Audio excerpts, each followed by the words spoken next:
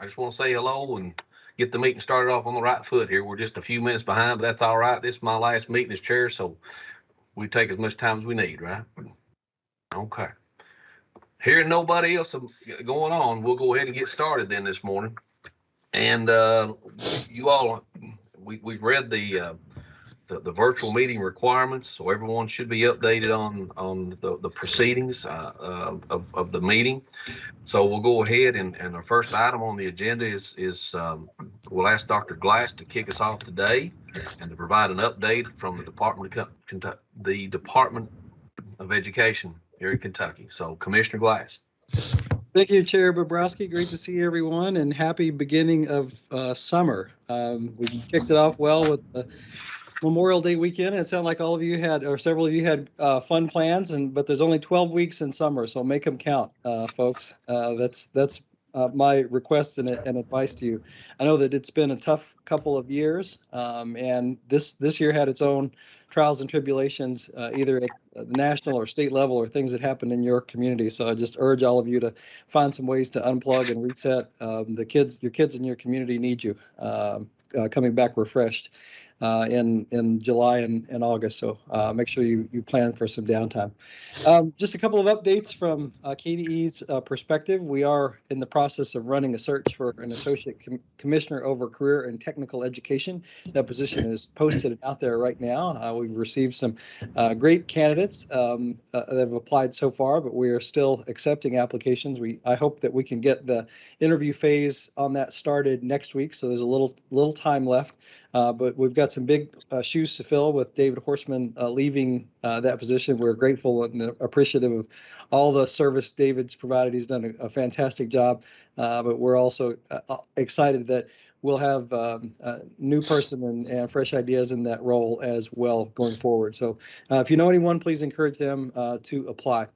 Next week, a team from KDE, including myself, will present to the Interim Joint Committee on Education to talk about the teacher workforce, the state of the teacher workforce. We really see this as an opportunity to dialogue with legislators about what they have in what they believe the teaching profession can be and should be, to talk about some of what we know about the current state of it, both in the numbers of people that are entering the teaching profession, going through teacher education programs, those that are in the profession right now working in your schools, and those exiting the teaching profession, and hopefully have a dialogue with the legislature around some supports and next steps they could take to help build up and improve the teaching profession in the state. So that'll be the focus of our conversation with the legislators.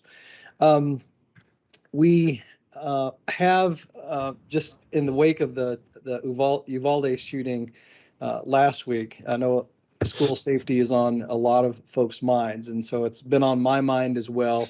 And thinking about what are some steps that we could take as a state. Improve school safety and security. I'm appreciative of and think Kentucky took some good steps in 2019 with Senate Bill 1 and the structure that created around the state. So those were some positive steps around securing schools that were taken. But I still think that there's more that we can do and we have to consider.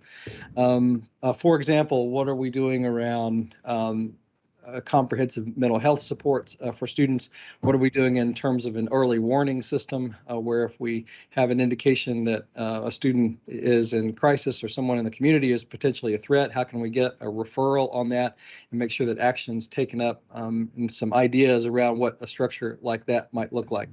I appreciate the spirit that the legislature had this past session when it came to the SRO bill. I think that school resource officers can be an incredible support for the schools that they are in if they have the right training and you put the right person in that position. But I also think we have to be clear-eyed about how far SROs can take us and what level of support they provide. Of course, in the Uvalde shooting, we now know that an SRO was not involved in confronting that shooter. But of course, in the Stoneman Douglas shooting, there was an SRO present.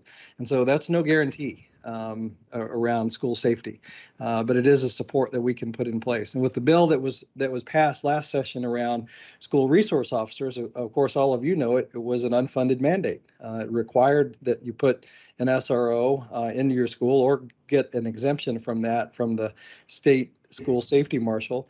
But it did not provide the funding to actually do that, nor did it provide the training and resources that are necessary in local or state law enforcement agencies around the state to train people on the role of an SRO. I will just directly say that you can't just take any cop and put them in a school and expect them to be successful. It's a different skill set and framework and approach that you need to be successful working in a school and as part of a school community, and not everybody can do that. And if we have police that are going to make that transition, then they need supports in that. So I think while the spirit of the SRO bill was in the right direction, we actually need the resources to make that happen so that we're not carving that out of something else, some other essential need that the school has to create that position. And we make sure that we've created a pipeline of support where we can have our SROs have the training and need that they need. And we all know that that doesn't go far enough. So I'm interested in thinking a lot about how we might do something more around school safety, really to try and get up from the active shooter situation, get ahead of that. And what can we do proactively to identify students or people in communities that are in distress and potentially a threat to our schools, and what can we do to prevent these moments from coming in the first place. So some thinking to do around that, and that might be something that we want to dialogue with you about going forward. I share Chair Bobrowski's excitement for summer. We think that I think, Chair Bobrowski, your excitement for summer is that you have now entered into the long summer with your coming retirement. And Tim, I loved the chance that I had to go visit your community and see Owsley County and spend the day with you. That was a real treat for me, and to get to see the love that you have for that community, and it's reciprocal, the love that they have for you. And I think there's an incredible amount of respect and that you're held with in that community, and it was a great testament to the career that you put in there. So we appreciate that, and we appreciate the time that you've spent with us, and we all look forward to your next chapter, because some of you have heard me say before that educators are terrible at retirement. We fail at retirement all the time, and I suspect, given the spirit of service that you have, Tim, that will be the case with you. So we'll all just be looking forward to your next chapter and where you'll continue to serve. With that, Mr. Chair, I'll turn things back over to you to see if there's any other conversation or discussion. Otherwise, we can move through the rest of your agenda. Well, thank you, Commissioner, for the kind words. I do appreciate it. And I think everyone that's on this Zoom call today understands and appreciates and works towards making their community and their schools better, especially with the school safety issue that we've got out there. I agree with what you said is Kentucky probably is ahead of the game. And how many times did you hear that? Right, ahead of the game in the areas of school resource officers and the legislation that follows with that. So it's hard. I mean, even as a grandparent, you say, well, how safe is my grandchild now going to school? I used to didn't say that, but now that's another area or layer of thought process. But I think overall, our hearts and prayers have to go out to the folks that have endured such losses. That's just, you imagine as a superintendent, and of course it happened in Marshall County and other counties within our communities, but guys, these small communities are just as vulnerable as these larger ones are. What I found out, and some of you all, my colleagues here, you understand that sometimes the small rural communities are kind of like hideouts for folks, because they're not on the grid. They're not, out there visible or whatever. But I think we always have to keep a good eye on what's going on in our own communities. And Commissioner, we appreciate you coming up. I mean, it was a great day for you to come up and visit our schools, and a lot of folks really were impressed the way that you all took the time out to come up and visit and talk with people. So I want to thank you for that personally and professionally. And again, to my professional avail, I will see what's next. I just don't know personally what it'll be, but I know that I'm looking to do something different. I'm not going to sit at home and go to my. They got me a rocking chair, right? I mean, it's who gets a guy a rocking chair like me? I'm like, come on, people, what are you all thinking? But I was appreciative. I didn't go too bad. But again, even going back to Mr. Horseman and his retirement, I always found him to be the kind of guy that you could relate to. You know what I'm saying? And I really appreciate it. And I didn't know him that well, Commissioner, but one of those type guys that if there was an issue or a concern, he was always there and he would always get you an answer. And if he didn't know it, he would find it for you. So those are the type of folks that I really appreciate in looking back on my career as well. So thank you for the kind words. Okay, enough kind words. Let's get to business, right? Everybody good to go? All right. So the next item on the agenda, we have representatives from the Office of Assessment Accountability to provide information about the accountability standards setting process LSAC will participate in this fall. So we have Ms. Rhonda Sims, our good friend, and Jennifer Stafford and Kevin Hill from the Office of Assessment Accountability.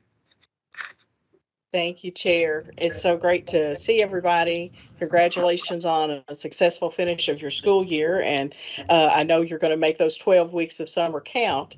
And we wanted to kind of bring forward for you to be thinking about when you get to the end of the summer, some work that's going to need to happen this fall that you will be heavily involved with as members of LSAC.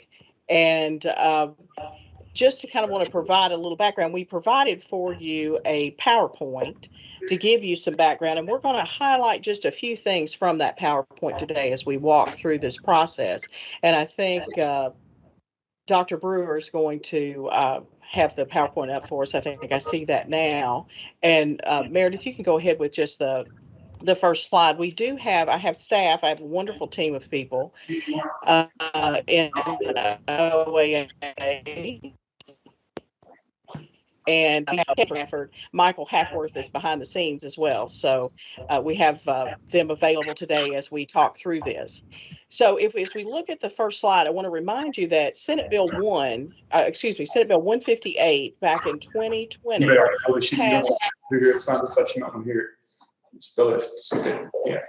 Okay, I think we have thanks, Mike. Okay. So just want to remind you, just to kind of set the stage, we will have accountability again this fall. It's been 2 years since we've had any accountability in place. We had, 1 year with no testing, 1 year, the next year with less than full testing. And so we were able to share a little bit of assessment data last year. But this year we'll approach more to those normal levels of testing from what we've seen with what's happened with the administration so far. And we have just a very few schools that are yet to close out. Almost everyone has completed that very successfully this year. So then we're looking forward to the fall in reporting. And we will have to put federal accountability in place this fall. So as we look at the PowerPoint, on Senate Bill 158 that was passed in 2020, this will be the first year that we are putting that legislation in place for Kentucky State Accountability System. So you'll remember that 158 kind of gives an exclusive list of what should be included as part of accountability. And as we move to the next slide, it highlights for you that it has two parts in the full system. The notion of status, that's your current year performance. We'll begin reporting that this fall in 2022. And then beginning in the second year of the system, so not reported till fall of 2023, we will talk about the element of change. So status is how you're performing in the current year. It's what we've done throughout the system. It's what are your scores for the current year. Change brings in the element of how are you doing in the current year compared to the last year. So since this is the first year of the system this fall, we won't experience change until next fall of 23. So in order to get in place the reporting for this fall, and the indicators roll together to create the accountability structure, we'll need to do some activities. And your group is very intricately involved in that process. So as we move to the next slide, Want to highlight for you just the listing that's on that first bullet of the elements that come together to form the accountability. So in simple terms, it's how do you do on particular assessments? Obviously, reading and math is the federal focus, but also in Kentucky, we have science, social studies, and writing. Rhonda, So, yes. I apologize for interrupting. I'm going to log out and stop sharing for a moment so I can try to get the slides to full screen. So that's fine. It'll be just a moment. Sure, that's fine. And I'll go ahead and kind of share a little bit of information without the slides because you all have had those in your background information. So let me kind of pull up my second copy here that I have. But we do have how you're performing on the 5 assessments that we administer. We federally have to have how our English language learners progressing with their acquisition of English. We have post-secondary readiness. There has been some changes to that in the last legislative session. So now students have to show readiness on 1 measure, not 2, and graduation rate. And then we have the quality of school and climate safety survey. So all of those pieces together are listed in that first bullet. And the Kentucky board, as they talked about this getting ready for the next round of accountability, there won't be any star ratings or any sort of labels, but we'll use a colored dashboard approach to report your results. And so you can see the colors there are listed, and then there were weights approved by the Kentucky board that kind of combines everything together in the system. Now, that's kind of the behind the scenes information of what pulls forward to create scores. But what statute has put in place is a specific new role for your group, for the local superintendent advisory council. So as we look at the statutory language, which is on the next slide, and I can kind of mention that to you as there we go on the slide. This is the direct lift from the slide, that there will be percentile cut scores established for status and change levels, and that the department as well as LSAC will approve those. And the cut course goal is to remain in place for at least 6 years, unless you can no longer differentiate school performance as required in the federal law. And this is similar again to the California system. They've had to tweak theirs more frequently than 6 years, to just give you a little background. But at the same time, this is the goal. And you'll see that very specific role for LSAC. So what we hope to do with you today is just to give you a little briefing about this is to be coming forward. We anticipate, in the fall of the year, after you've enjoyed your 12 weeks of summer, that we'll come back together and complete this process, and you will be sort of the last stage of that process. And we wanted to make sure today that you had both the background of this is that first full operational in place of what is in Kentucky statute with Senate Bill 158. And that we'll have a process that'll occur with multiple stakeholders in order to generate the recommended cuts. And then we'll be coming to this full group. And so we want to talk about how you're involved with that process. Again, I have a great team that I'm just blessed to work with every day. Just as we're blessed to work with you as superintendents.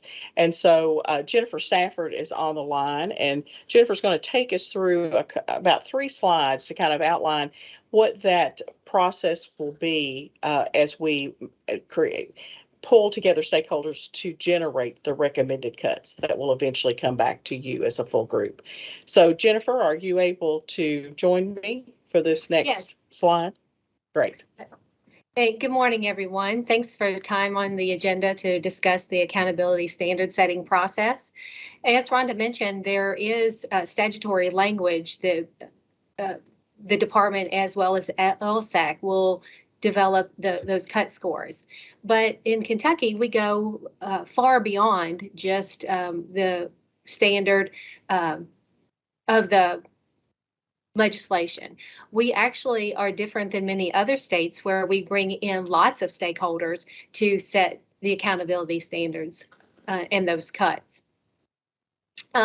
Most state education agencies, they set the cut scores themselves and they don't bring in people. Kentucky, we like to people engaged in the process. So OAA will invite many stakeholders from across the Commonwealth to be part of this process. We'll invite parents, Kentucky educators, teachers, principals, superintendents. We'll have lots of good representation from our stakeholders, as well as students. We currently, the Student Advisory Council is meeting right now, and they are going to have a representative from the Student Advisory Council on this standard setting committee. So the standard setting committee will come together this fall in September, and we'll work together to establish those cut scores on the different indicators for status and then for the overall performance rating. As Rhonda mentioned, the status will be from very high to very low, and then the overall scores will be from the different colors from red all the way to blue. Now, the Office of Assessment and Accountability will host the standard setting the 13th and 14th, but it will be led and facilitated by the Center for Assessment. Many of you have been around for a while and met Brian Gong and Chris Domaleski, and they're bringing in another colleague, Laura from the center is going to facilitate the two-day workshop. So those stakeholders will come together, they'll discuss, they'll have time for individual reflection, small group work, as well as large group discussion for the standard setting. And once they go through that process, the standard setting committee, then the cut scores will be brought both to the department as well as to the local superintendent advisory council for review. So Meredith, if you will go to the next slide. The standard setting process that Kentucky uses is we first develop the process. So we develop and bring forward the steps for this standard setting approach. It'll start with these performance level descriptors, and those are very important. Similar to how the assessment standard setting has taken place for our student performance of novice, apprentice, proficient, and distinguished, we'll have the similar process where we'll start with those performance levels descriptors. So on both the indicators as well as the overall performance. And those descriptors are policy decisions and are going to be very important as the panelists then reflect on the school performance. Those performance level descriptors will be first drafted by the Center for Assessment in the Kentucky Department of Education. We'll take those to the standard setters and let them review and wordsmith. So they will be instrumental in crafting the language around those performance level descriptors. Once we have those, then it goes into the selecting and inviting the panelists for the standard setting. We'll conduct that the panelists the 13th and 14th, and they'll actually look at school performance level. They'll take those performance level descriptors that they reviewed and crafted, and then look at school data. There are lots and lots of data around each of those indicators, as well as that overall performance rating. And those will be, those policy decisions will be made by elementary, middle, and high. So we'll have multiple rounds of discussion from our panelists, and they will have, they'll be seated in tables, and they'll be presented after those performance level descriptors are established. Then they'll be presented with data, and they'll have a chance to look at the data and come to an understanding of their own thoughts about how the school should perform at those different levels across those either the colors or the status on the indicators. They'll then, after they get an understanding of and what they think, then they'll have a small group discussion at their table. They'll have a table discussion, and then they'll have a large group discussion where they can talk collectively as a group. And they'll do that multiple times. So they'll have a time that they can go back then and reflect on both the table as well as the general discussion. Once it goes through those iterations and they get to a finalization, then the group will move forward with their recommendation on those cut scores for, again, the indicators and the overall. Documentation will be provided and submitted for review, and then we'll bring those to the LSAC and the department for review and discussion. And then once we have that step completed, the approval from the department and LSAC, then we'll move forward with accountability into what we call the quality control day, when we bring our district assessment coordinators in and review accountability system prior to public reporting in the school report card. And Meredith, if you'll move to the next slide.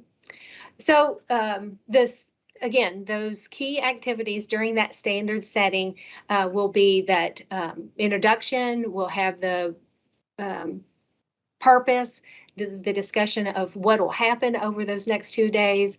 When we're actually in the standard setting process, we'll talk about those performance level descriptors, which are very important, and then go through the process of actually looking at actual school data.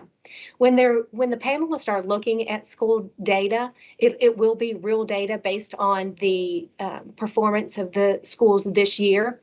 However, it will be de-identified so that no individual school name will be known.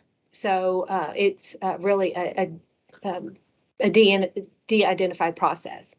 And then the panelists will then complete a evaluation.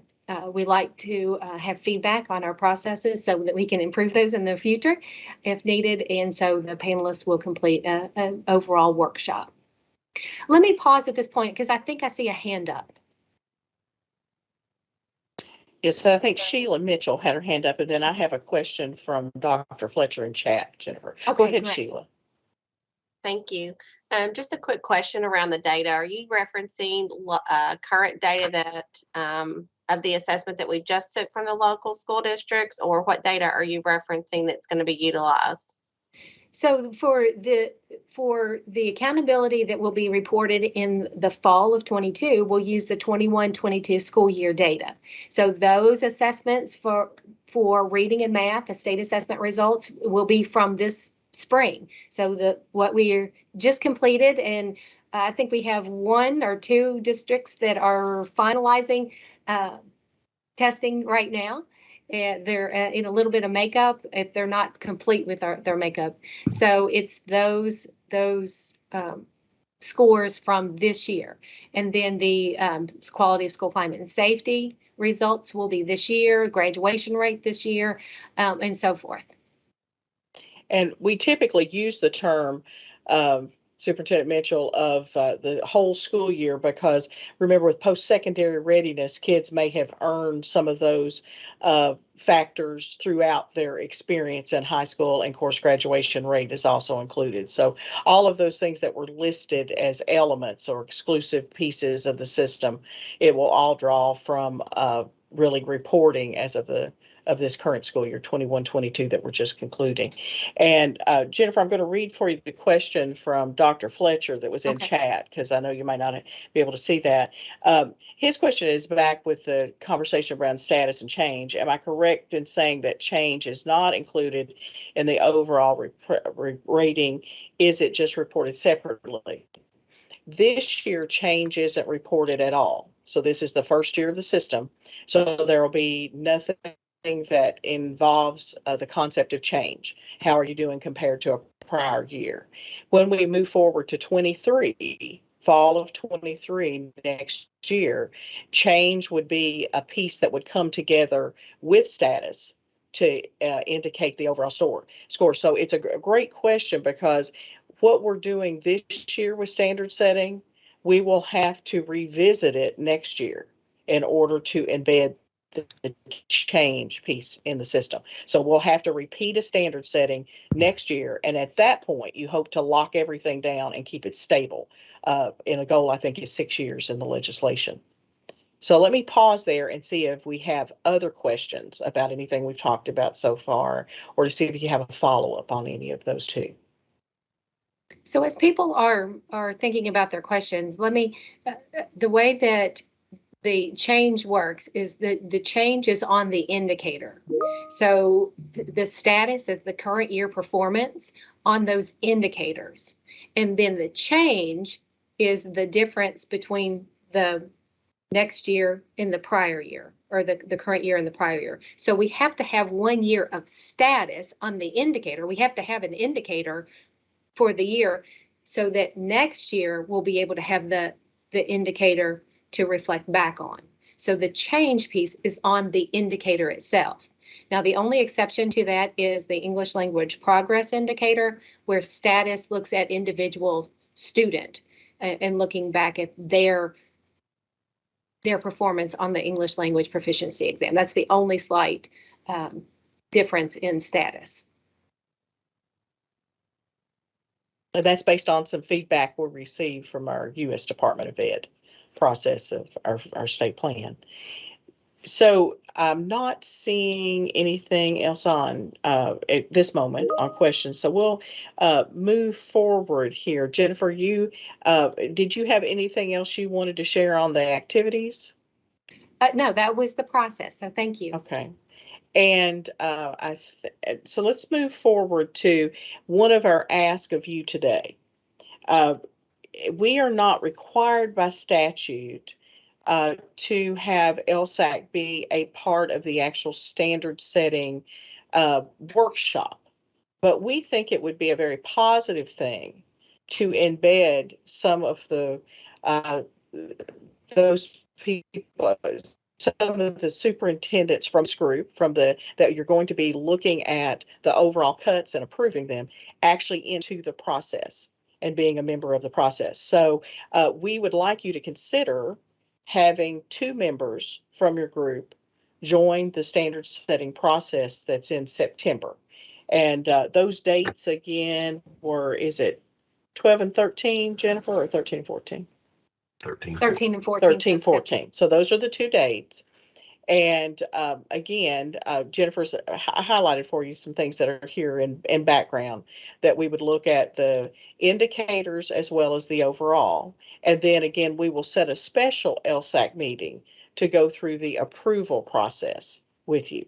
And these will come pretty close together. So we don't anticipate that we'll be giving you any pre-meeting materials for the approval process, but rather you'd have a guided process of walking through what had happened in the standard setting workshops as well as the cuts, and to get your reaction, your approval, your questions from that. But it's important, we think, today for you to have a sense of the process, to have any questions answered on the process. Again, we invite you to identify in your conversations here in a few minutes 2 people to potentially work with this process moving forward. And so that you'll just be aware of how this fits together, I'd like to take us just to the next slide before we have the conversation and turn it back over to the chair, just so you can kind of again see that timeline. And so again, there's that September 13, 14 date, which is the actual process where we would hope to embed 2 LSAC members, as well as other stakeholders. We also then will have the special LSAC meeting where we will come back to you. We'll obviously look for a date fairly close after the 14th. And I think Dr. Brewer has been polling you on some opportunities and dates there. Then once we have all of the approvals in place, the process completed, that's when we set a quality control day where we apply everything, and all districts through their DAC is able to review their results before we get to public reporting. That gives us one last opportunity to make sure there's no problem with programming the system, that everything is flowing smoothly from the test results and all of the combination of information into the actual final reporting. We would hope to release in public reporting tentatively early to mid-October. The release of the data within the school report card and the press release and all of the process that we normally do. Ideally, we would have that before our October Kentucky Board of Education meeting, but that would be at least the goal of moving through this process. So there's several steps yet to do. Obviously, test results are the scoring will occur this summer. We've had Kentucky teachers help set together scoring materials for those things that have to be hand scored. All of that, we'll have to also have a standard setting for the novice, apprentice, proficient, and distinguished during the summer. Lots of work happening now during the summertime that will start rolling together in the fall. But this is a timeline for all of the pieces. So again, what we ask of you as LSAC, if we have members that might be interested in serving this, and I'll ask Marilyn to move on to the final slide. We did think, if possible, because we know we'll have to do a similar process next year, if possible, if one of the LSAC members might think in terms of being able to commit forward a little bit, that there might be able to do it for 2 years. So that we might have a little bit of carryover from the 22 standard setting committee in the 23 standard setting committee. So let me pause there. I'm kind of checking chat as we're moving along here to see what we have. I think Dr. Fletcher has indicated in chat an interest, and then Dr. Brewer has reminded us tentatively that September 19th is the date we're looking for the special LSAC meeting. So let me pause there and see what questions you might have of us, and then as I turn it back over to Chair Robrowski, and it's always been exciting to refer to you at Chair, and I'm going to miss you in that role very much. You've always been a great partner with our work, and we certainly appreciate you. Thank you.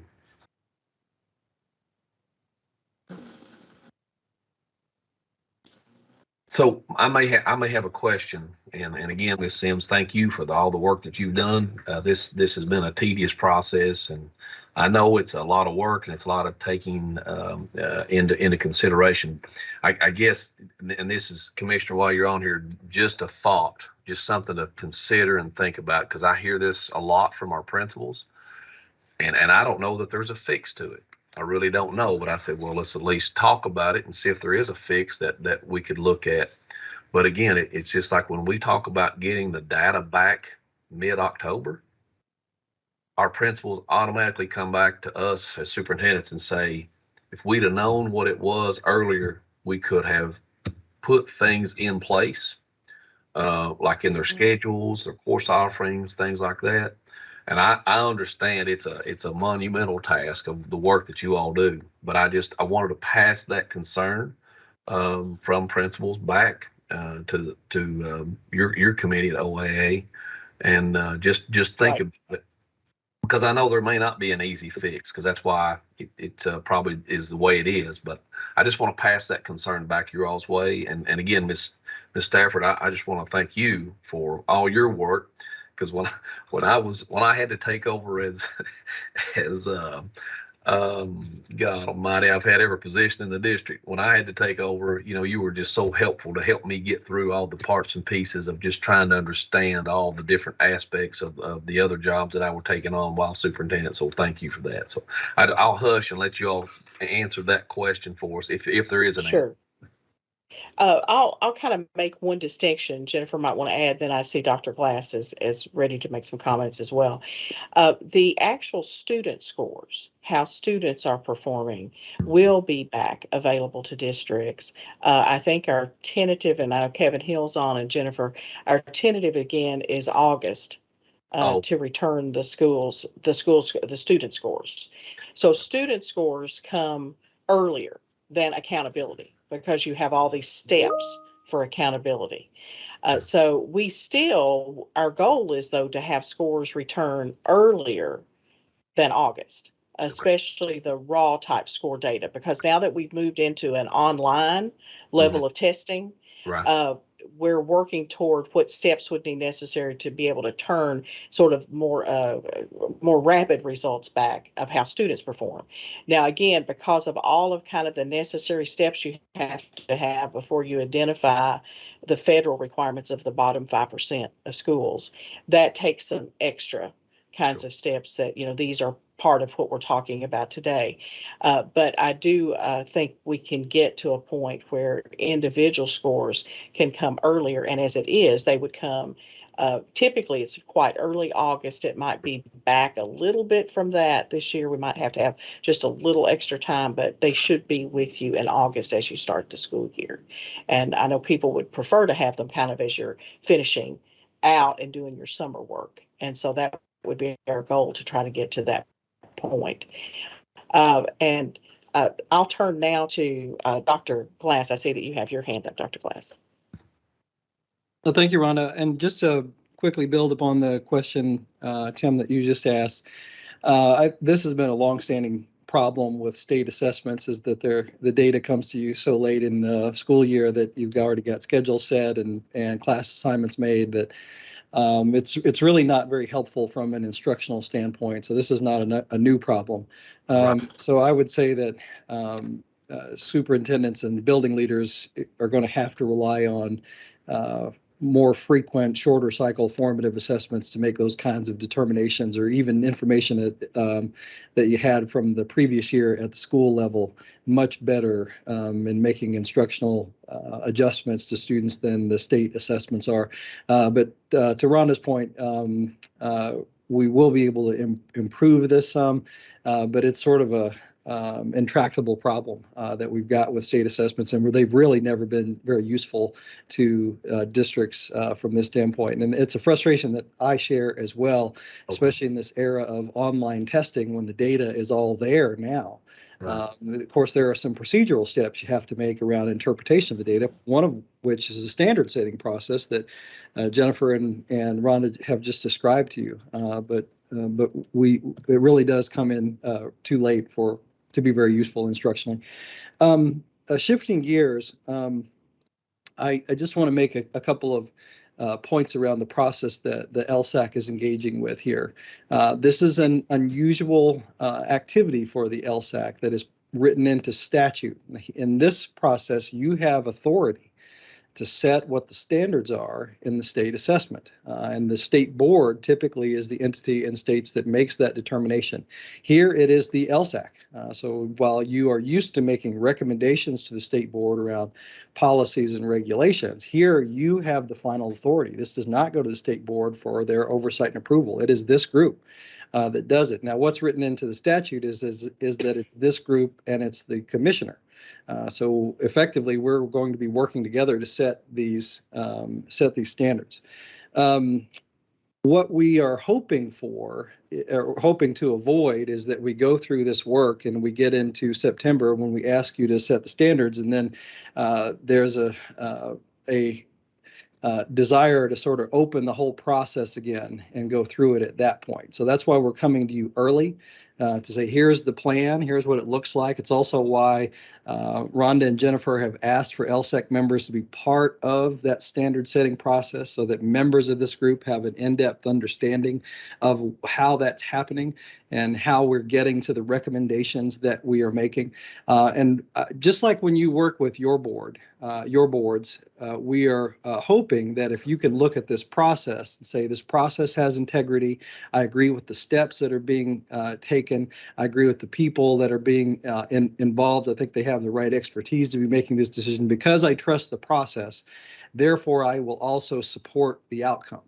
And so that is what we're asking for today. We've tried to brief you on what the process is going to look like. We will execute that and include you.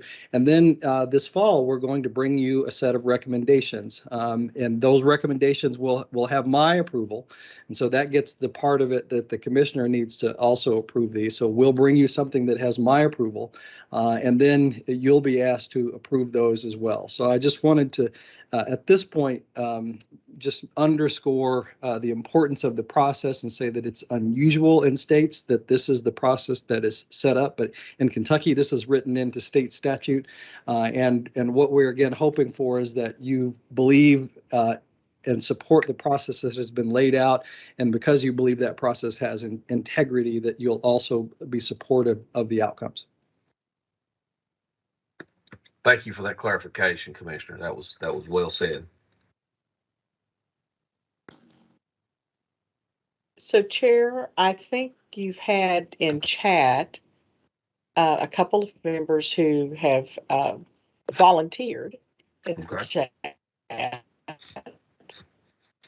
to be involved. And so then I know you may want to have some other, Dr. Fletcher has posted his willingness if it pleased the group, and also Superintendent Mitchell has posted her willingness as well. So that's 2 right now out of your group that have expressed. And so I know you may want to open it up and have discussion or however you obviously feel to move forward. Okay, we do have a kind of a formal process that we'll go through, and I'll just repeat verbatim, okay? So absolutely. At this time, we'll accept nominations for 2 LSAC members to serve on the Accountability Standard Setting Committee. And we have names that have been willing to volunteer: Robbie Fletcher and Miss Sheila Mitchell. Do we have other nominees available that would like to be recognized at this time? Chair Bobrowski, I'd like to nominate Dr. Fletcher and Superintendent Mitchell to serve on this LSAC committee. Kelly Ransdell. Yes. Sorry, Kelly Ransdell and Cruz Independent. I second that motion. Okay. Are there any further nominations? We have a nomination. We have a second. If not, nominations are closed. So do I have a motion? And we already had this. You guys are so good. You all, man, I tell you, you all just knock this out of the park. I'm reading here what I'm supposed to be saying, and you all already got this done. You got a great group of folks, great group. So do I have a motion to approve? And I think we already have this. I'm just reading it verbatim. Robbie Fletcher and Sheila Mitchell as the LSAC representatives on the Accountability Standard Setting Committee. So we had a motion by Tom Cochran. All right, we had a motion by Tom Cochran, and then a second by Kelly Ransdell. Kelly Ramsey. Okay. Any discussion? At this time, we'll have a roll call vote. Meredith. Kirk Biggerstaff. Kirk Biggerstaff, yes. Tim Bobrowski. Tim Bobrowski, yes. Harry Burchett. Harry Burchett, yes. Tom Cochran. Tom Cochran, yes. David Cox. Dave Cox, yes. Robbie Fletcher.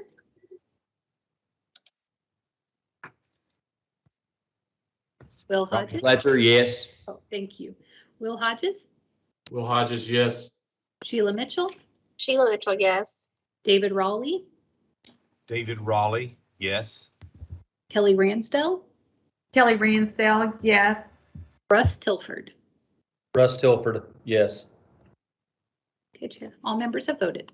All righty. Thank you so much, and we want to wish our nominees here a lot of luck and appreciate their willingness to volunteer. Right, that's a nice job on that, guys, and we appreciate and expect you all to bring back some good work when you have your meetings there with the folks at KDE. They're good folks to work with. So, okay, our next item is review for regulation for review and action. We have one regulation for our review and action. The Kentucky Board of Education policy does not require 2 readings, as we know.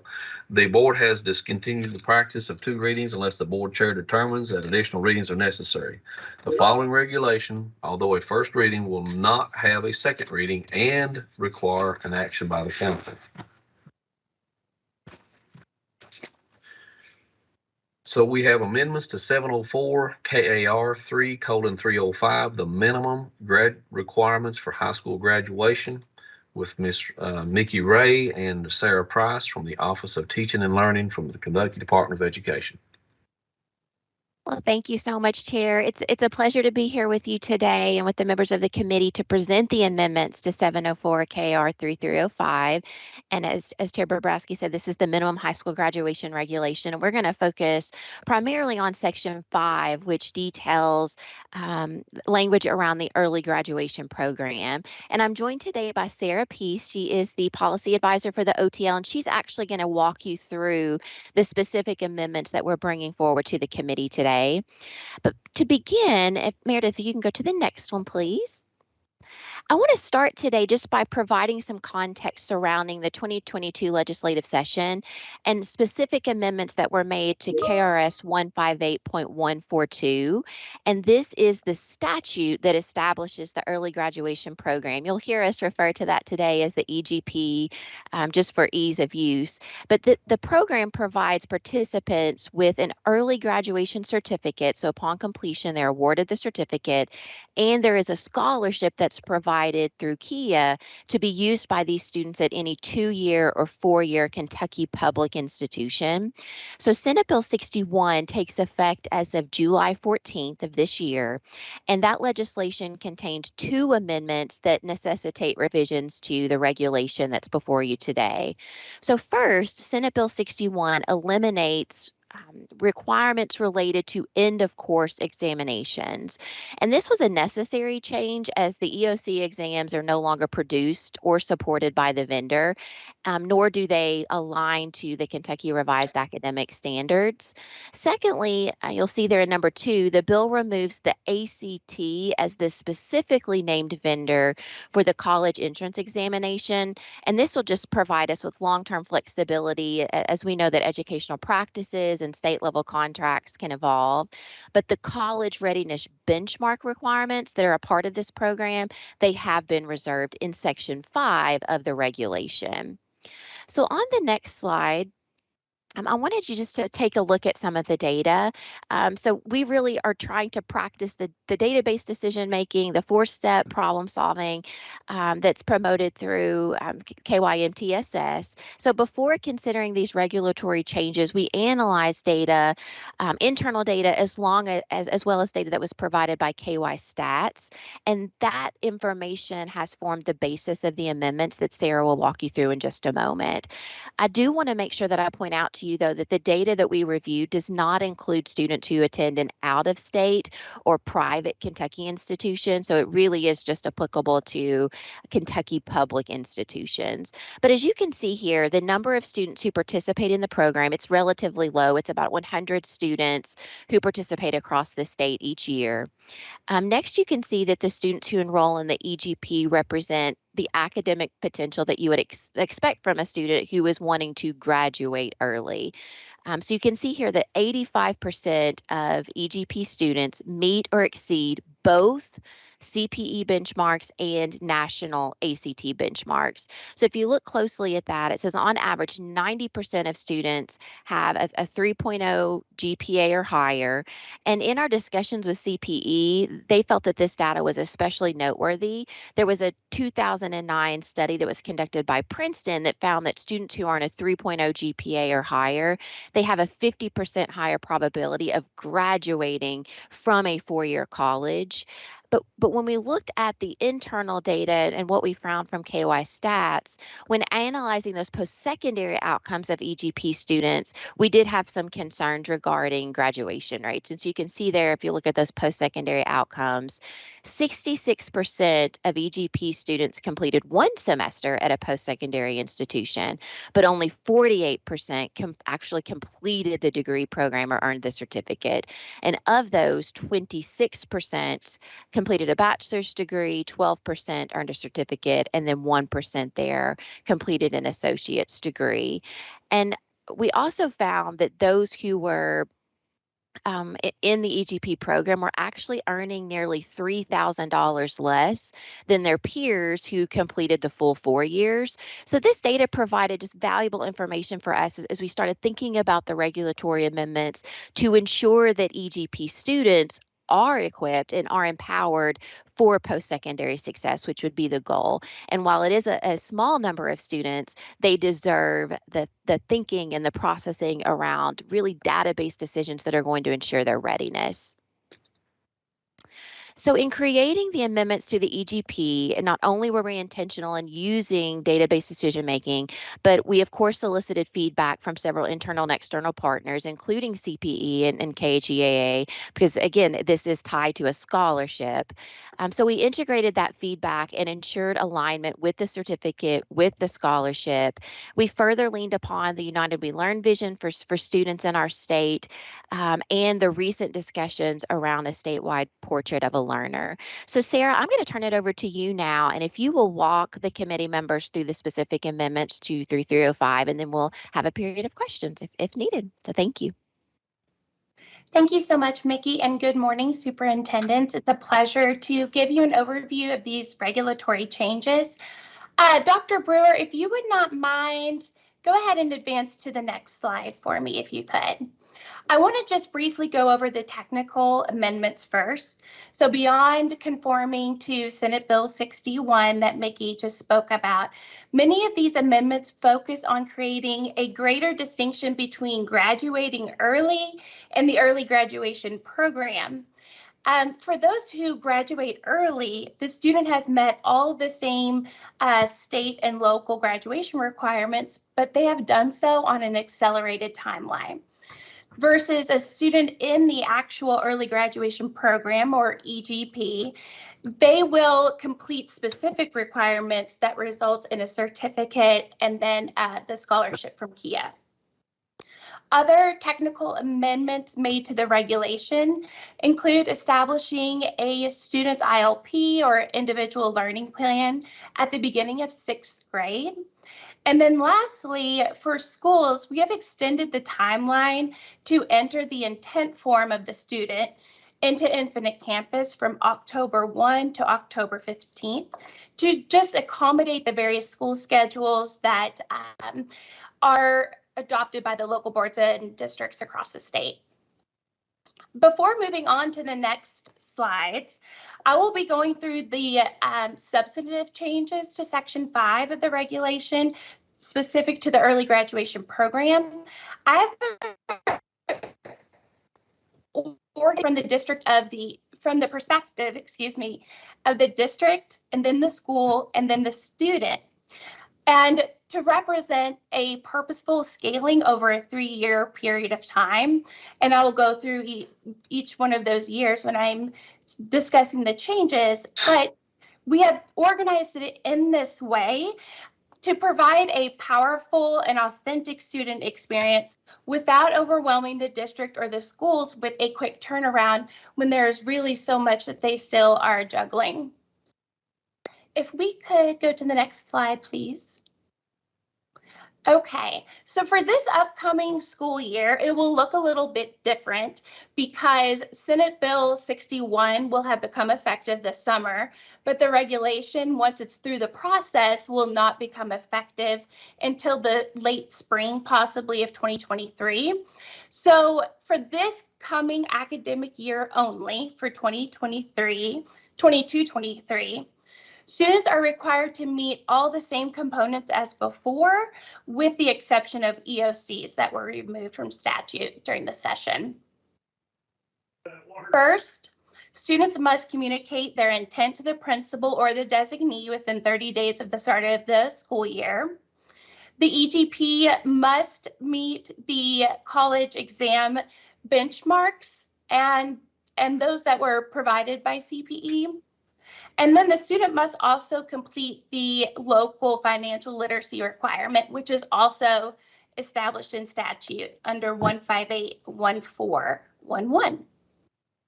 Okay, for the next slide, please. As we transition into the 23-24 school year, this is where the changes will begin to fold into the process. And we will do that over 23-24 and then in my next slide, 24-25. In looking at the district perspective first, the district is responsible for updating their EGP policies, or the district is welcome to create a new policy if they wish to do so. The purpose of the district policy is really to provide schools with a framework that is student-directed and aligned to the locally established workplace ethics program, which I'll reference several times in the next few minutes. The workplace program is established in 158-1413 as statute, and it contains characteristics such as adaptability, diligence, initiative, knowledge, really important characteristics that a student will need to exhibit as they transition beyond high school. And as part of this policy, the district will include both the completion of a resume and at least one admissions application to a post-secondary institution of interest to the student. While students will not be required to submit their application, we believe that by building in this truly crucial step, more students will be empowered to enroll in the post-secondary program and also complete it beyond the 48% that Mickey shared with you.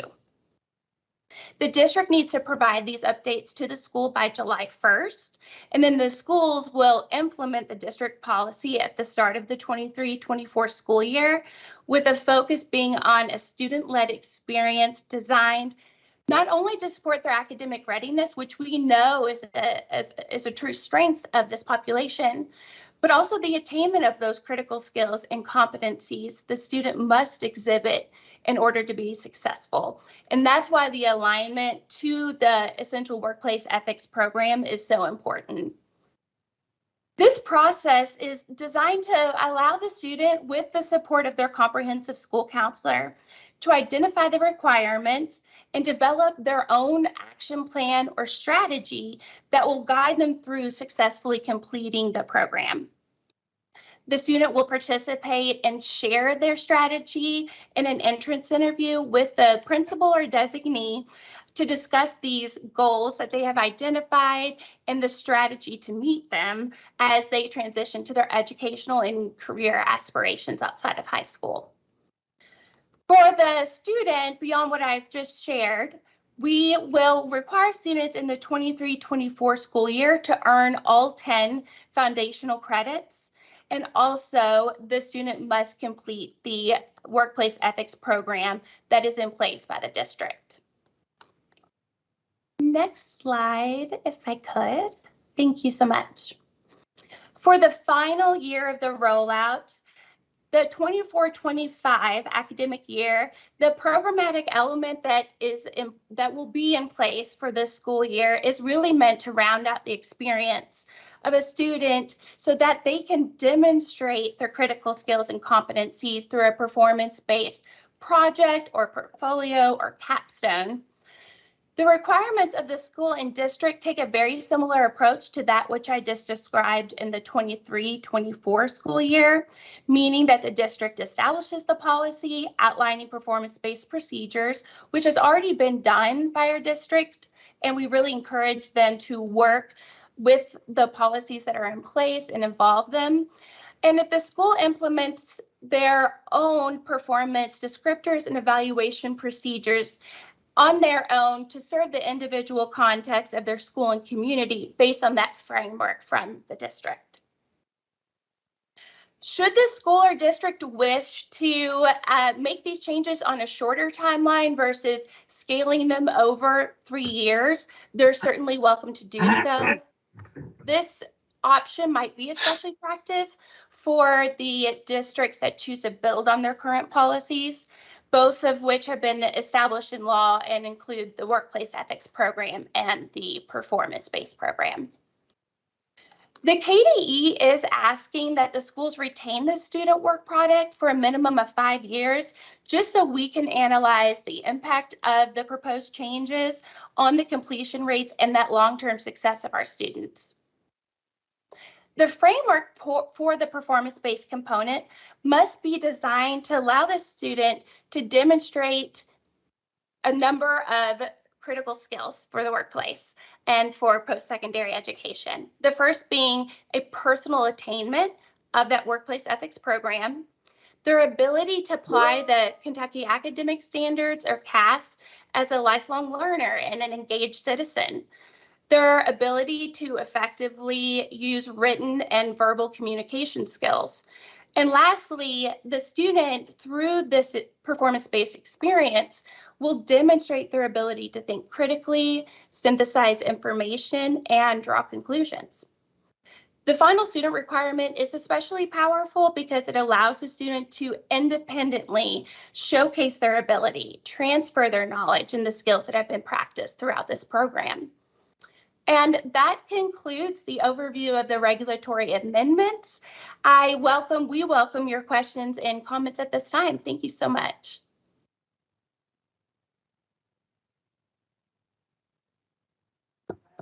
Well, Ms. Peace and Ms. Ray, thank you all so much for your information. The detail was amazing. Probably one of the most detailed informational pieces there we've had.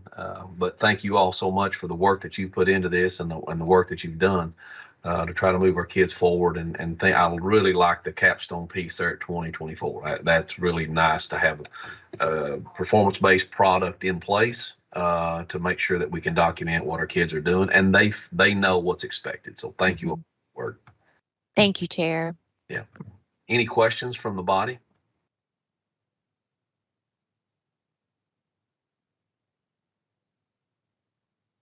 Well, I'll tell you what, if you don't have any questions from this group, you know you've done a good job. I'll just tell you. So thank you all again. I do feel that way. Thank you. Yeah, thank you. Thank you so much for the work that you've done, and we really appreciate it. And hopefully it'll be in place. The products will be now, and again, this may help us today. So if we could, Meredith, get these documentation pushed out to us as superintendents, it obviously helps in the next planning phase for folks. If you all don't mind, I'm sure we all would appreciate that. So thank you. Okay. So what I need is a motion to approve 704 KAR 3:305, the minimum requirements for high school graduation. Chair Bobrowski, David Rawley with LaRue County. I'd like to propose that we approve the amendment to 704 KAR 3:305 for the minimal requirements for high school graduation. Okay. Thank you, Mr. Rawley. We have a motion. Need a second, please. Sheila Mitchell, second. Thank you, Ms. Mitchell. Any discussion?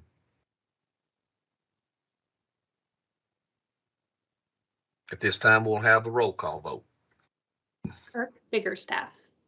Kirk Biggerstaff, yes. Tim Bobrowski. Tim Bobrowski, yes. Harry Burchett. Harry Burchett, yes. Tom Cochran. Tom Cochran, yes. David Cox. David Cox, yes. Robbie Fletcher. Robbie Fletcher, yes. Will Hodges. Will Hodges, yes. Sheila Mitchell. Sheila Mitchell, yes. David Rawley. David Rawley, yes. Kelly Ransdell. Kelly Ransdell, yes. Russ Tilford.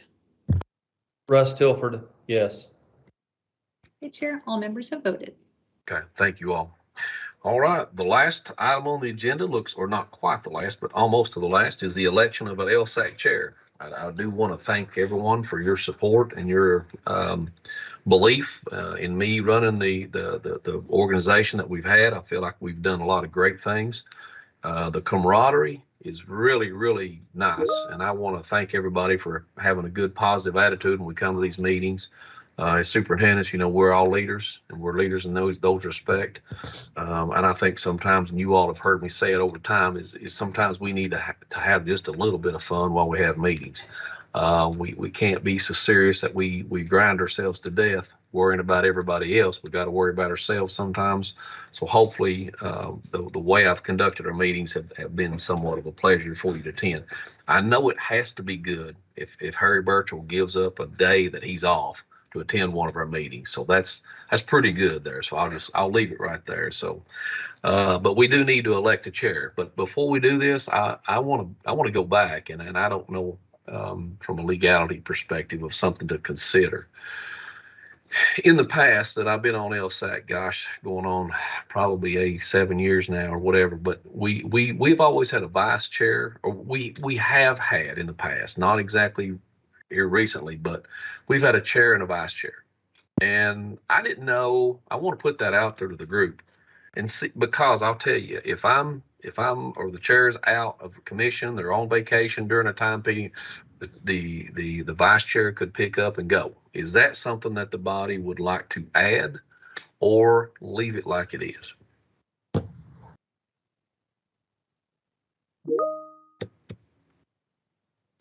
I'm going to, Mr. Chair, if I might ask, Todd Allen is on with us. I'm not sure if the statute around LSAC establishes the governance structure.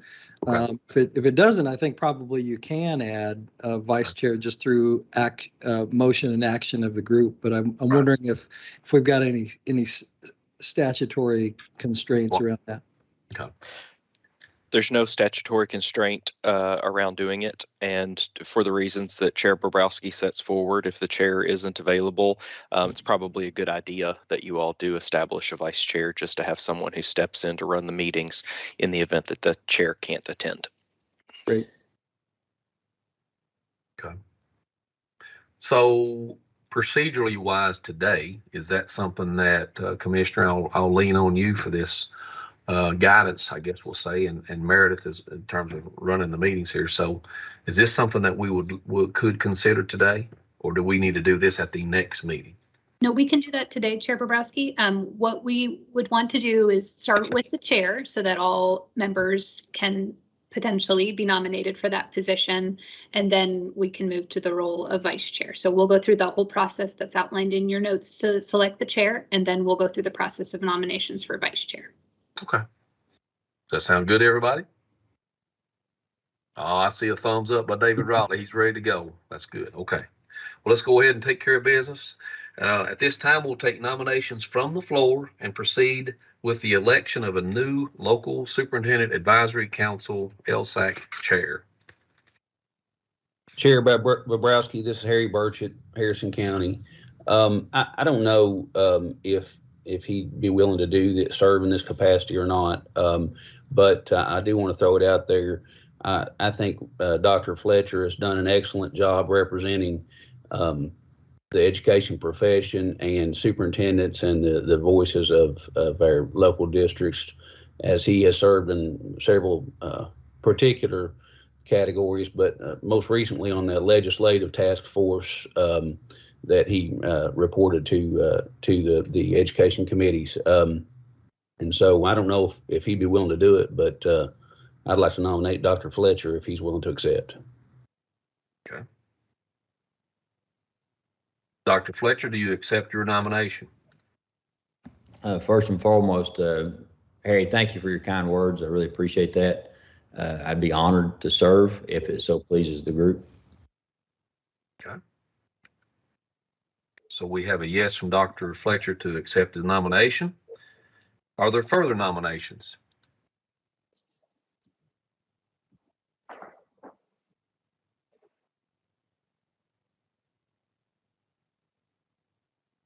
Hearing none.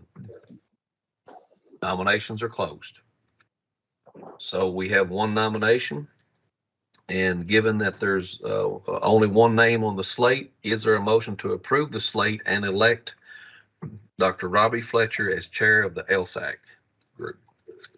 I'll make that here in Cumberland County. I make that motion to nominate Dr. Fletcher as the chair. Okay, so Meredith, I'll let you figure that one out because there was like 4 people at the same time and I couldn't quite catch it. I think it was Dr. Biggerstaff. All right, Dr. Biggerstaff made the motion. We need a second, please. I'll second, Tim. This is Dave Cox. All right, thank you, Dave. Okay.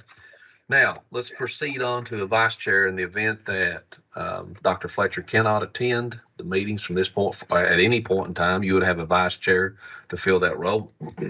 So, Bresky, can we do a roll call on that motion? I'm sorry. Yes, I'm sorry. I got a little bit ahead of myself. I was just excited that it went so smooth. I was like, wow, this is really, okay. All right, so let's do a roll call vote. Thank you, Meredith, for catching me on that one. So let's go ahead and start with a roll call vote on the election of Robbie Fletcher as the chair for the LSAC committee. Kirk Biggerstaff. Kirk Biggerstaff, yes. Tim Bobrowski. Tim Bobrowski, yes. Harry Burchett. Harry Burchett, yes. Tom Cochran. Tom Cochran, yes. David Cox. Dave Cox, yes. Robbie Fletcher. Robbie Fletcher, yes. Will Hodges. Will Hodges, yes. Sheila Mitchell. Sheila Mitchell, yes. David Rawley. David Rawley, yes. Kelly Ransdell. Kelly Ransdell, yes. Russ Tilford. Russ Tilford, yes. Okay, Chair. All members have voted. All right, thank you all. Robbie, good luck. You'll do fine. Meredith keeps you straight. If you mess up, she'll line you back out. That's all I can tell you. So that's a wonderful way to have business. You always got to have somebody keeping things going and moving, and it really is a great opportunity. And I've really enjoyed it. Your leadership style and your skills will lead this LSAC group forward. I'm 100% confident in that, and in you as a person and as superintendent who is looking always out for the best interests of kids across the Commonwealth. So thank you for accepting and congratulations. Thank you, sir. I really appreciate it. And I'd like to also thank the members of the group for their confidence and their support. Thank you for that. If I do mess up, I'm going to blame the former chair. Just let it be known. I'll put that on the record now. But I know, all seriousness, I know if I need help, I know, Tim, I could give you a call too, and I appreciate that, sir. Thank you to the group. I'll tell you one thing about superintendents is anytime anybody needs anything, I guarantee you when we see that number call in, we're answering it, correct? That's just how we roll, right? So thank you all for that. Okay, so let's go ahead and do at this point in time, and I'm a little off, Meredith, so you'll have to kind of keep me a little bit grounded here. So if we're going to go back in and look at the nominations for a vice chair, let's go ahead and take those nominations now.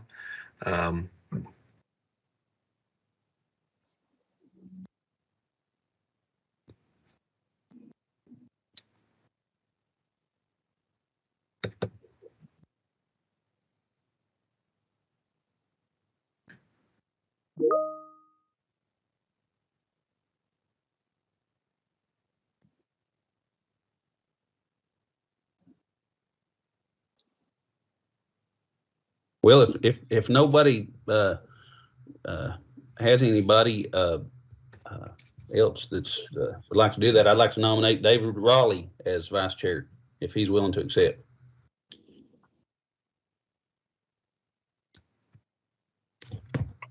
Mr. Rawley, you've been nominated. Do you accept your nomination?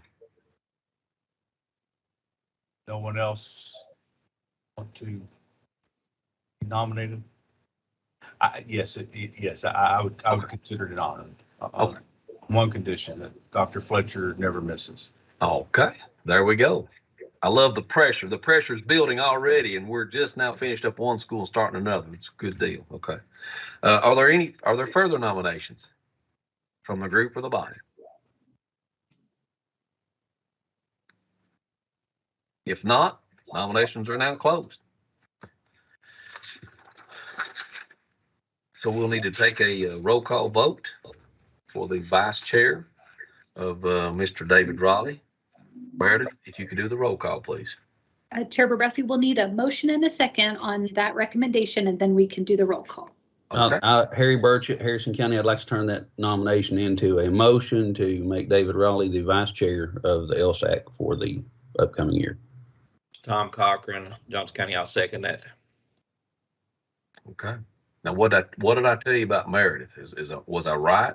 See, I kind of did that intentionally right there. I just want to let everybody know I did that intentionally there. So I was kind of testing her a little bit there too. So, okay. So let's do a roll call vote. Kirk Biggerstaff. Kirk Biggerstaff, yes. Tim Bobrowski. Tim Bobrowski, yes. Harry Burchett. Harry Burchett, yes. Tom Cochran. Tom Cochran, yes. David Cox. David Cox, yes. Robbie Fletcher. Robbie Fletcher, yes. Will Hodges. Will Hodges, yes. Sheila Mitchell. Sheila Mitchell, yes. David Rawley. David Rawley, yes.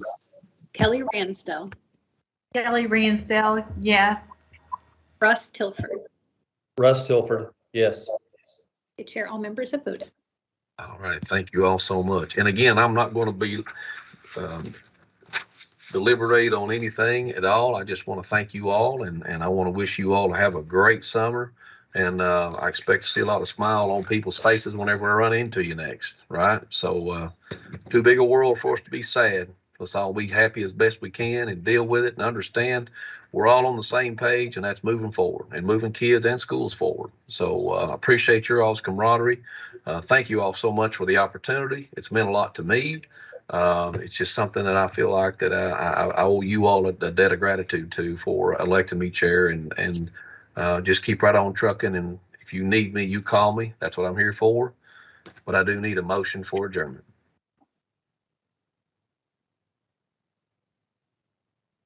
Robbie Fletcher, I'll make that motion. All right. Thank you, Dr. Fletcher.